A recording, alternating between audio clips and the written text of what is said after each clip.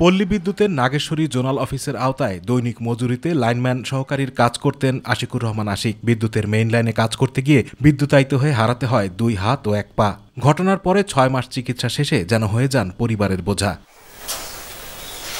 ভিটেমাটি বিক্রি করে চিকিৎসা চালিয়ে জীবনটা বাঁচলেও হারাতে হয় কাজ করার 2 হাত। তবে জীবন সংগ্রামে চালাচ্ছেন বৈদ্যুতিক সরঞ্জামের দোকান, মুখ ও পা দিয়ে করছেন কম্পিউটারে লেখালেখি, নেটের কাজ ও ব্যাংকিং লেনদেন। তার আয়ই চলছে সংসার। বিদ্যুতের কাজ করতে গিয়ে এক দুর্ঘটনায় আমার 2 হাত এবং 1 পা নষ্ট হয়।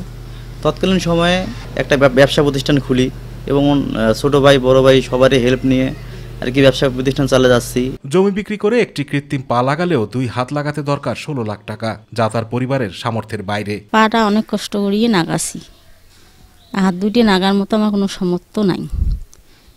কেউ যদি সাহায্য সহযোগিতা করে যদি হাত দুটি নাগাইতো। 2 ভাই মিলে ব্যবসা চালাচ্ছি, ওর প্রত্যেক কাজে আমি হেল্প করি। যেখানে নিয়ে যাওয়া লাগে নিয়ে যাই, গাড়িতে নিয়ে যাই, আনি। পড়াশোনার পাশাপাশি ব্যবসার কাজে সাহায্য সহযোগিতা করি।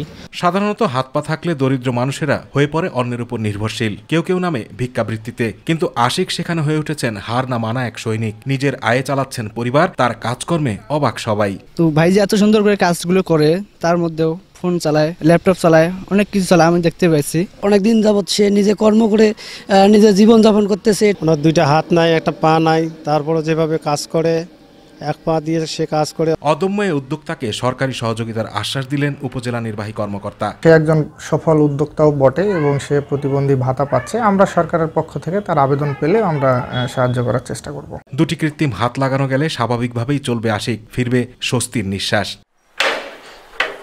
আতিকুর রহমান তিতাস, মাই টিভি।